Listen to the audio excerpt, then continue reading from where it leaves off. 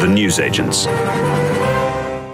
Eylon, you're actually in the studio in London today, so grateful that you spared the time in a very hectic schedule, talking to most of Britain's journalists at some point or another, I'm sure. Lewis, Grateful you came into the Newsagents. It's good to be here, unfortunately, in such tragic circumstances, but glad to be here in person in London. Of course, and it's good to meet you in person. We have spoken before. Let's just start with the news of the day, which is, of course, the overnight attacks by largely Western powers, but by a coalition of powers against the Houthis in Yemen to protect international shipping routes. This is an intervention you welcome, I assume. The Houthi pirates represent a very clear threat to global trade and security, and it's important that the response is therefore global as well. They've essentially choked off shipping through the Suez Canal, forcing ships to go all the way around the Horn of Africa. That's sent up prices for consumers all around the world, with cost of living crisis that we all know in the UK no one needs any more of that. And so definitely it's good to see the UK and the US taking firm action against another Iranian proxy that is trying to destabilize the region. And it's a reminder for us of the importance of the UK-Israel alliance, because we are fighting Hamas, which is another proxy of Iran. The UK now finds itself fighting the Houthis, another proxy of Iran. And suddenly it is so clear what the breakup in global peace and security is. You have on the one side the Houthis and Hamas, who are allies. On the other side, the UK and Israel are allies. And we hope that we can stop Iran's malign and malevolent influence in the Middle East from spreading and causing any more damage. They would say, the Houthis, that there is a very much clearer way of stopping this, which is there needs to be a ceasefire in Gaza. And if there's a ceasefire, then the attacks on shipping lanes stop. Well, let's see what the Houthis say. The Houthis' slogan is Allahu Akbar, death to America, death to Israel, cursed be the Jews, victory to Islam. But you would accept that there is a link between what's happening in Israel, Gaza, and what has happened in the Red Sea, that there is a link. Oh, absolutely, because Hamas and the Houthis are both proxies of the same Iranian regime that has been trying to destabilize the very welcome process of normalization that we've seen in recent years with the peace accords with UAE, Bahrain, Morocco, with Saudi Arabia seemingly only around the corner. Iran is trying to scupper that by targeting Western targets in the region. Well, of course, Eylon, some people would argue that Israel is doing a pretty good job by itself of scuppering that in the way that it's chosen to respond to the terrible atrocities which took place on October the 7th. And of course, in terms, if we're thinking about the Court of International Opinion, which to some extent we are seeing play out in The Hague yesterday, today, Israel making its defence today to what we saw on Thursday by the charges laid out by South Africa. I just want to read you something that one of the lawyers for South Africa said at the International Court of Justice. They said this: it's becoming ever clearer that huge swathes of Gaza, entire towns, villages, refugee camps are being wiped from the map. Many of them have literally been blown to pieces. On current rates, which show no sign of abating, each day, 3 medics, 2 teachers, more than 1 UN employee, more than 1 journalist will be killed, many while at work, and what appears to be targeted attacks on their family homes or when they're sheltering. The risk of famine will increase each day. Particularly on that first bit there, it's becoming ever clearer that huge swathes of Gaza are being wiped from the map. What part of that is wrong? You know, it's very sad, the levels of loss of civilian life and destruction that we are seeing, and there is a reason for that. It's not because Israel woke up one bright morning and decided to bomb Gaza. It's because on October 7th, Hamas declared war against Israel. It launched an invasion of Israel by air, land and sea, and sent in death squads with a very clear mission to burn, behead, butcher, torture, mutilate as many people as they could, as brutally as they could. So now, in response, Israel has there's no contingency about this. Israel has no power to decide what it is doing at the moment and the manner in which it's doing it. This was all just set in motion on October the 7th, and everything was inevitable from that moment. Well, this is the context. Hamas declared war, and in response to that, we are fighting to do 2 things. First of all, to neutralize the threat from Hamas by dismantling its military and governing machines so it can never use the Gaza Strip to attack us again, as it says it wants to do again. After committing those brutal acts of genocide on October 7th, Hamas leaders said 1 October 7th was not enough. We want to teach Israel a lesson, and we'll do it again and again and again and again. And the second thing is, of course, to fight to bring back the hostages. 136 hostages who are still trapped in the some of whom have been killed dungeons as a result of Israeli attacks. Well, we know that 25 of them have been killed in captivity by Hamas, and we are fighting to bring them back. Attacks. There was the very tragic incident with the 3 hostages. But I just want to get back to the point about the destruction, if I may. Yes. Because I'm not sure people understand what Hamas did over the last 16 years in which it governed but Gaza. I don't want to get, with respect, I understand there is always, you can always choose a starting point of this, and some will say the last 16 years, some will say 1948, some will say even further back. I just want to focus on what's happened since October the 7th, which we can both agree, and I'm sure anyone listening to this will agree, were appalling unspeakable crimes. But the point is how Israel has responded to that, which has been in your gift. And very often when you and other Israeli spokespeople that I interview and other people interview, you talk as if this is entirely inevitable, that a situation and a series of events was basically begun on that day, and Israel just had to respond in the way it did. No, you didn't. You could have chosen to respond in different ways. Of course you want to attack Hamas. Well, what you don't need to do is kill over 20,000 Palestinians, surely. People Lewis, in Gaza, many of whom will be innocent. It's tragic and it's painful, and it's tragic to can't think be that that everyone who has been painful, killed. Eylon, Lewis, because it is surely very if it painful. were, your government wouldn't be doing it. Lewis, I don't know whether any government in the world, having suffered the bloodiest massacre of Jews since the Holocaust, the deadliest terror attack since 9/11, an armed invasion by air, land and sea, would say we're simply going to abandon hostages in the hands of that terror regime and leave it in power to attack us again, as it tells us it wants to do again and again. Our war has two very clear goals, and that's to destroy Hamas and bring back the hostages. Now, as for the level of destruction that we're seeing in Gaza, again, there's an address for that. Hamas, that spent the last 16 years deliberately embedding its military infrastructure underneath civilian areas. Of the 1,500 tunnel shafts that we found, for example, most of them have been in schools, hospitals, even UN facilities. Of course, the UN saying nothing about that. And of course, this war can end tomorrow. This war can end tomorrow if Hamas surrenders, lays down its arms, hands over the hostages. But if anyone thinks that we're going to abandon those vulnerable hostages, no one would suggest that. No one would suggest that. Well, some people, but the way in which you've responded, no, Lewis, but I want to stop, because these measures that South Africa is trying to take to the International Criminal Court of Justice are trying to make it impossible for Israel to exercise its legal obligations to defend its people in the wake of such atrocities. No, but that is not true. What South they Africa, are literally what asking South for an Africa, injunction what to South stop Africa, the hostilities. The point of it is this, is that what South Africa is saying, and I don't want to get distracted before we even go down that road about South Africa as a player. I want to concentrate on what they're saying, the content of what they're saying, rather than the character. The point of what they're saying is that, yes, October the 7th was appalling. We can all agree on that. Well, South Africa didn't say that, actually. Because, no. But the reason that South Africa didn't say that. But Eylon, the reason they didn't say that is because in terms of genocide, it doesn't matter what happened on October the 7th. Genocide is absolute.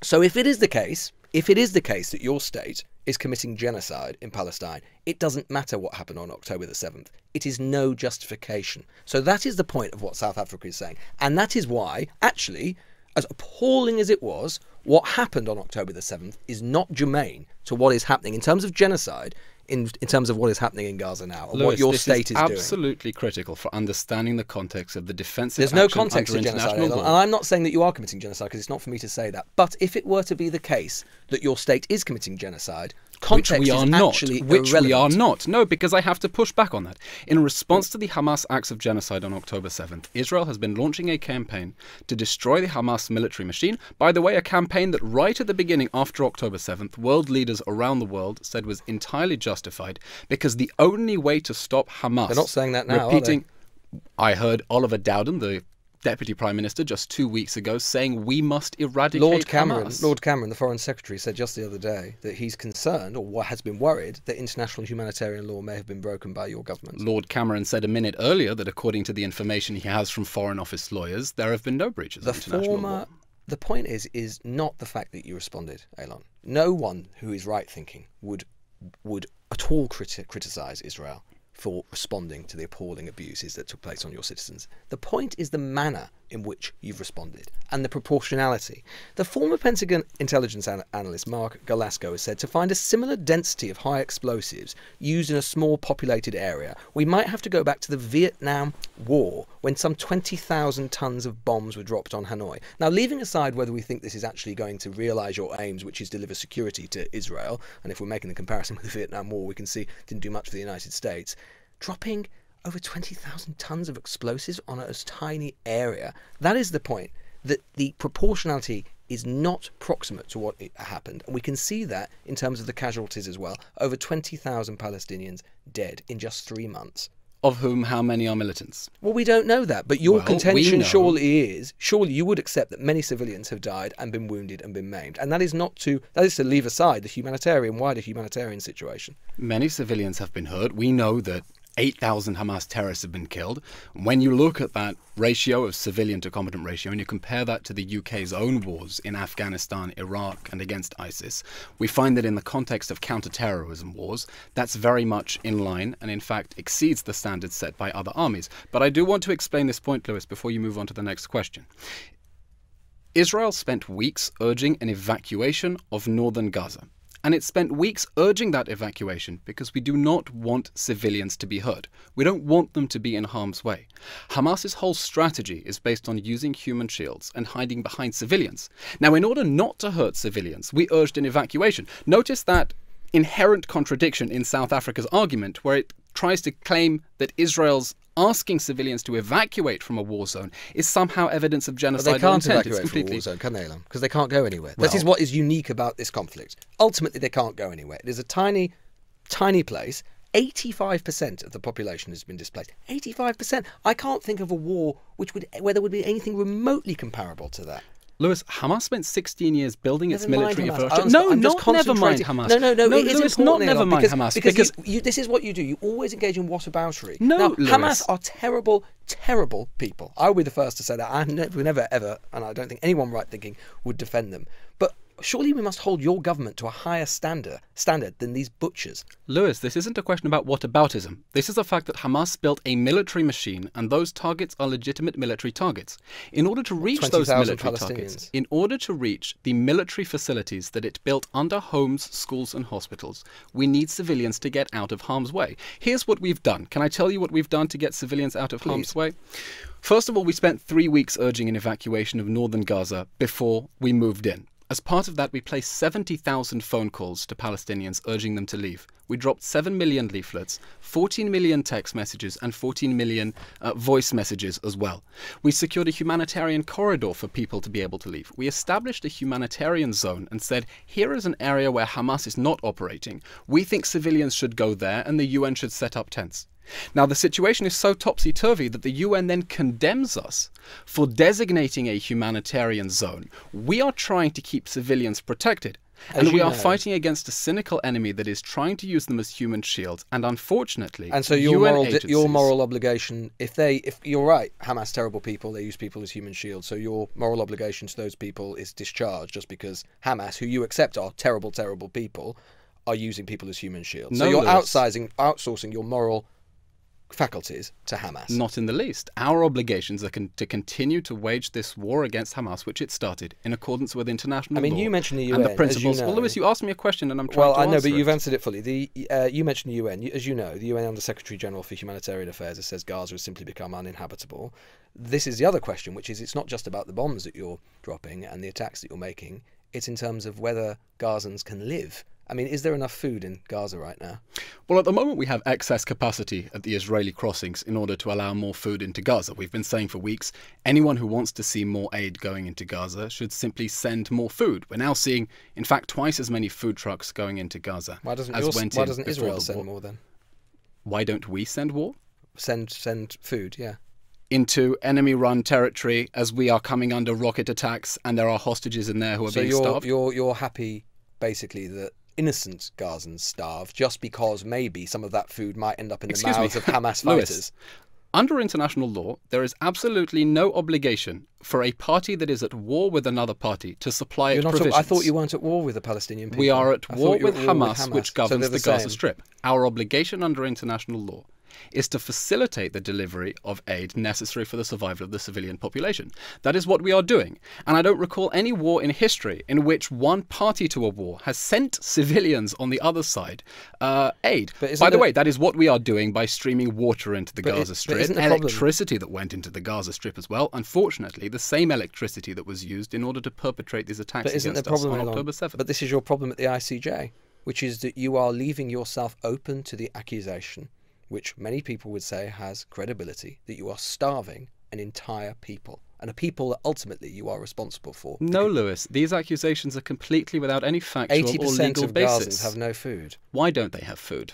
Well, for a start, you are not sending in, and you are not allowed, and you are I'm sorry, consistently, Lewis. you're consistently critiqued for not allowing enough humanitarian I'm sorry, trucks Lewis. to get into the Gaza You're Strip, not as sending you know. food to Yemen. That doesn't mean you're not That doesn't mean you are starving Yemen. Israel has no obligation under international law You have no to obligation. send food. No, our No, you've been obligation very under clear. international law is to facilitate the delivery. That is why we have more than double the capacity to let more aid trucks in. And if you would like more food to go into Gaza, and we certainly hope more aid will reach civilians in Gaza, you should send it. What we think is outrageous is that the UN has not said a word about how Hamas has been hijacking that aid. We have videos of Hamas terrorists hijacking food trucks, and unfortunately UN officials have not a word of condemnation to say about that. And we hope people, by the way, Lewis, you speak about the UN with a great deal of moral admiration. I didn't really.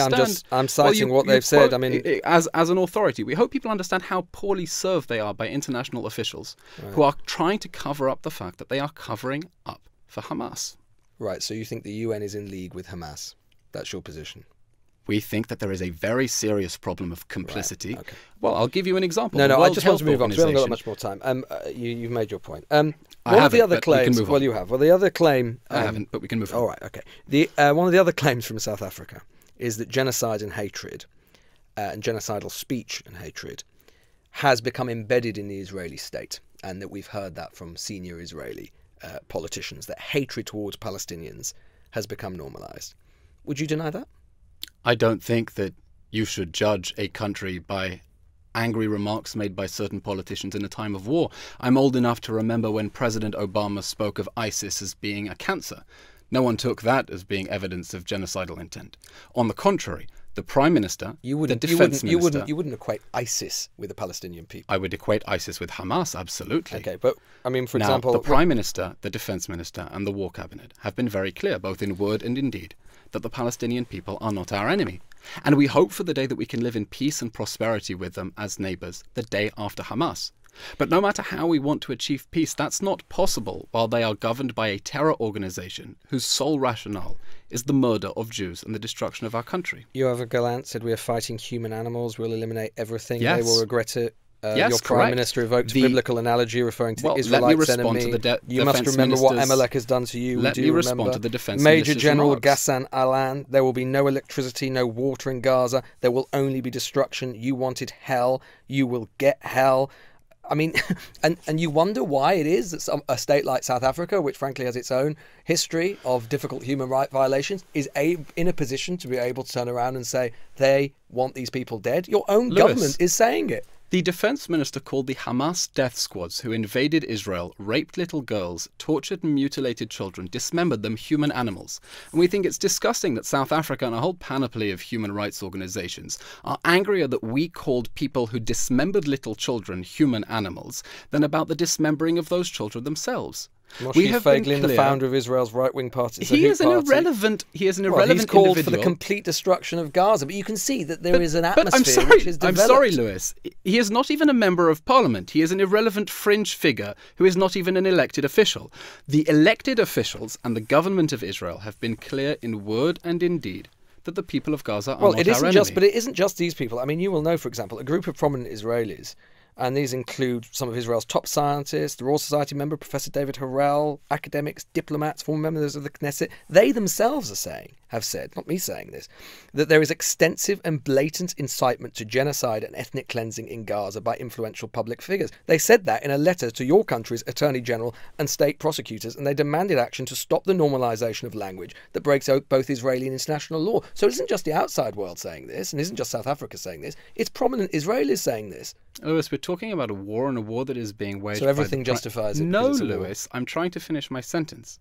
When you look at the statements of the elected officials who are running this war, I'm not talking about fringe individuals, and we have many fringe individuals who will say many strange things. Just as Britain, there are many fringe individuals who will say strange things.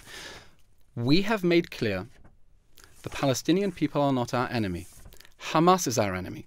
The human animals and savages who brutally committed acts of gang rape, paedophilia and necrophilia on October 7th are our enemy. And we are fighting so that they can never hurt us again like they are promising to do, and to bring back the hostages who are being physically, psychologically and sexually tortured in the Hamas terror dungeons. And if anyone thinks that we are going to stop and simply abandon the hostages there instead of waging this war in accordance with international law, they are sorely mistaken. Why are so many journalists being killed in Gaza? Well, one of the journalists who was killed recently happened to be hitching a ride with Hamas terrorists who was operating a drone. And if you have a look at that list of journalists who were killed, have you looked through the list? I have looked at the list. Have yes. you? How many did you that's count? From the Committee to Protect Journalists. Exactly. On that list, how many people did you find who are listed as being Hamas-affiliated media? There were lots of people who work for Gazan media, yes, and some who work for Hamas-affiliated media. At but you will least accept 20. that there have been journalists who've been killed who I do don't not. think that you can be a card-carrying member of Hamas and a journalist as well. I think it would be equally preposterous to speak of ISIS-affiliated journalists being killed during the bombing campaign of Raqqa and Mosul, which, by the way, also left those cities uninhabitable. Whether they're journalists or not, in some ways irrespective. I mean, more journalists have been killed in 3 months of Israel's war on Gaza than according to the Committee to Protect Journalists, more of all of World War II or the Vietnam War. Compare it to the Ukrainian war, which has obviously been going on for longer. 15 journalists were killed in the whole of 2022. Whether they're journalists or not, the fact that so many are dying does speak of the mass slaughter, doesn't it? It speaks of the fact that Hamas is waging war from inside densely populated areas. Lewis, we didn't pick this battlefield. We didn't even pick this war. No, but you're choosing the way Lewis, we that you don't prosecute want the war. this That's war. the point. I get We that. don't but you're want choosing this the way war. that you'll prosecute. It comes back to this Do constantly. you have suggestions for... I mean, I'll pass them on. Do you have suggestions for how we should prosecute this instead? If your military apparatus needs suggestions from elsewhere, I'm sure they can do so from Our other military Western apparatus states. is convinced that we're doing a darn good job under international law, waging war. By the way, Lewis, well, if someone once said in this country, they would say that, wouldn't they? Uniquely challenging counter-terrorism battlefield. Lewis, no army in the history of the world has had to wage war against an enemy that has spent 16 years deliberately hiding under homes, schools, universities and hospitals. No army has ever done it. We are having to come up with innovative ways to try to minimize harm to civilians despite facing an enemy that is trying to maximize them, and a chorus of UN officials who are covering that up. Just on the journalist point, what would you say? You will have seen the case, of course, of Mr. Wael al-Dardou, who's his son, a journalist, killed in an Israeli strike. Al Jazeera bureau chief there, his wife Anna, his grandchild, his 15-year-old son, 7-year-old daughter, all killed since October. I mean, again, that speaks to the absolute slaughter that's going on. That's one family. Lewis. You must hear that and be appalled, surely. Lewis, war is awful. And so there we go. That's it. No, Lewis, war is awful and we want this war to end. But we need this war to end in a way that makes sure that Hamas can't attack us again.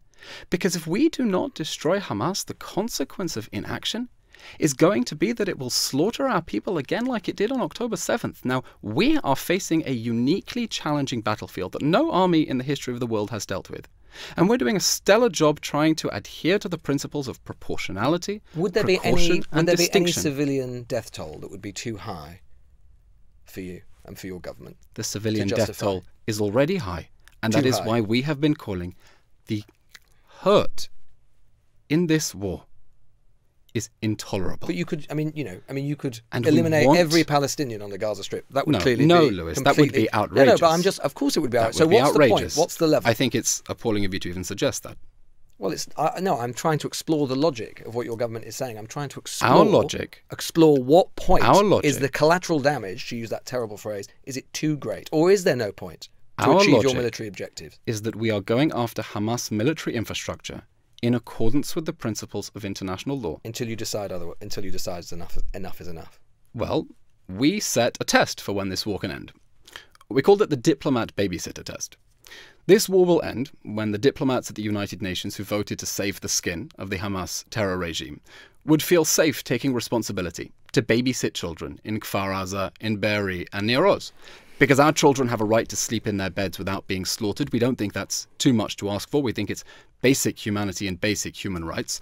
And in order for that to happen, the Hamas terror regime cannot be their neighbor. You know, Lewis, we're in this situation now because for many years Israel tried to do everything not to have this conflict. When there were calls in Israel that said, topple Hamas, destroy it now, we didn't do it because we knew that the cost of war would be unbearably high. But we're in this war now. Israel didn't do absolutely everything it could have done, did it? In the sense that what Israel could have done is to try and generate and sustain a permanent political solution. And your Prime Minister is on the record as saying, Lewis, I am Hamas proud. doesn't want... I am proud that I prevented the establishment of a Palestinian state. That is what your Prime Minister said. Lewis. So the idea that Israel has done everything it could to ensure there is a settlement in the Middle East is preposterous. Hamas does not want a political solution. Hamas wants the final solution. Hamas is an internationally prescribed terrorist organization that openly states its genocidal intentions against Jews and against the people of Israel. And we are dealing with a territory that is governed by a terrorist organization that the UK certainly prescribes as a terrorist organization. It isn't possible, Lewis, to reach political settlement with an army of terror that thinks brutally gang raping a woman and then chopping off her breast and playing with it like a football at the Nova Festival. That is not an organization with which you can reach a political settlement. We very much hope, Lewis, that one day we will be able to reach a permanent negotiated settlement with our Palestinian neighbors.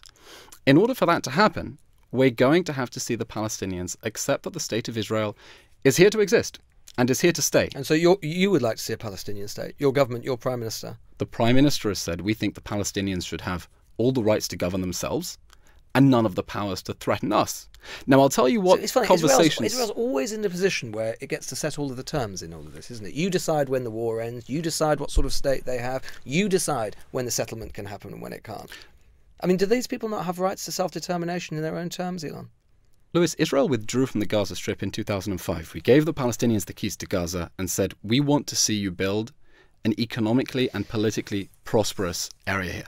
And what we got in response was not only 20 years of rocket fire, but death squads that perpetrated the deadliest massacre of Jews since the Holocaust.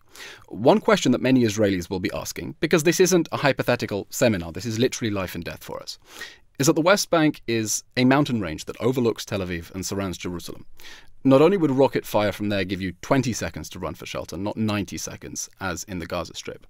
The risk now is of the sort of appalling slaughter that we saw on October 7th on a much larger scale. We want there to be peace with the Palestinians.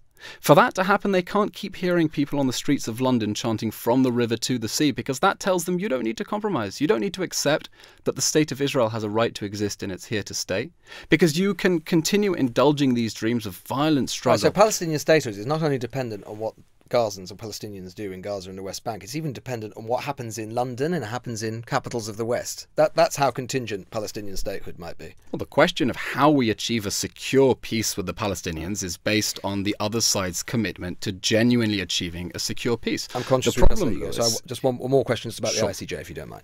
If the ICJ were to rule against you, in the preliminary round, the actual eventual conclusions may take many years, but in terms of their preliminary assessment, will you comply with their stipulations? We fully expect the ICJ to throw out this spurious claim. No, but if they don't, will Well, you I'm not going comply? to answer absurd hypotheticals. It's because not absurd hypothetical. No, It's either Lewis, yes or no. It is could an easily absurd happen. hypothetical. Because when you have parents sitting in that courtroom whose children were abducted and being held as hostages, the idea that an international court of justice that is supposed to uphold international law might actually order those parents to stop fighting to bring back their children. So you'll adhere to a court judgment if they rule your way. It's an What absurd kind of hypothetical. kangaroo court would that be? It's an absurd hypothetical. Why It's are not- you even signatories to the convention if you are unwilling to commit to abide by the means by which that convention is policed and enforced? What is the point? Lewis, the State of Israel was one of the first signatories to the Genocide Convention because the crime of genocide And was so I would have defined- thought that the State of Israel would be the first to say that they would want to see that court stipulations are adhered to for the precisely State the of reason Israel you are would referring like to see international law being applied fairly, understanding that to in the the way that extent... Israel wants. No, in a way that understands that on October 7th, we were the victims of an act of genocide, and we are now exercising our inherent right And under Hamas is not a international signatory law. to the convention. That is why they are not in court, because they are not a state, as you often No, fond of instead saying, it has and South because they are Africa not a- acting as its legal arm. Tragically, we think it is What very on earth sad. does that mean? Just Well, engage. South Africa. Have you ever heard of the phrase of playing the actual issue rather than the man? South Africa is playing advocate for the devil. South Africa, which has aligned itself with Russia and China and Iran, the same South Africa that invited Iran, which backs the Houthi rebels, to be part of the BRICS, has decided to throw its lot in with Iran. What do you think and, it says and for Hamas. What do you think and it on says, October 8th, what do you think it Lewis, says will you from ask me a Israel? question? What do you think it says from Israel's moral authority that you're basically saying that you will only obey what a court says if they agree with you? That's not how courts work. The whole of society, as you know, would dissolve into disorder and anarchy. You're basically saying international law does not matter to you. I'm not saying that. You're putting words in my mouth. Well, it's what the I am logical saying, inference of what what I'm you're saying. saying is that as 136 hostages are still trapped and being starved and raped in the Hamas terror dungeons, The thought that the International Court of Justice might order Israel to cease its efforts to bring them back home to safety is something so horrific that I can't even imagine. But that they might scenario. say, for example, that they want you to ensure that there is access to see what's going on at the moment, that there are documents available to them, all of these stipulations that might enforce and help them understand what is happening. Would you not? Your government will at least accept that, surely. Well, the state of Israel at the moment is being part of these proceedings and has presented very clearly evidence of the atrocities that Hamas perpetrated and the extensive efforts that we have made in this uniquely challenging environment to try to keep civilians safe, despite Hamas's efforts to keep them in harm's way. All that evidence was laid out in our legal team's stonking performance at the ICJ, including as part of our legal team, Professor Malcolm Shaw, who literally wrote the textbook on international law and literally wrote the International Committee of the Red Cross's suggested reading on genocide in international law. And you're confident that Israel has obeyed international law, international humanitarian law at all times? Yes. Mr. Levy, thank you so much for coming in. Thank you, Lewis. The News Agents. This is a Global Player original podcast.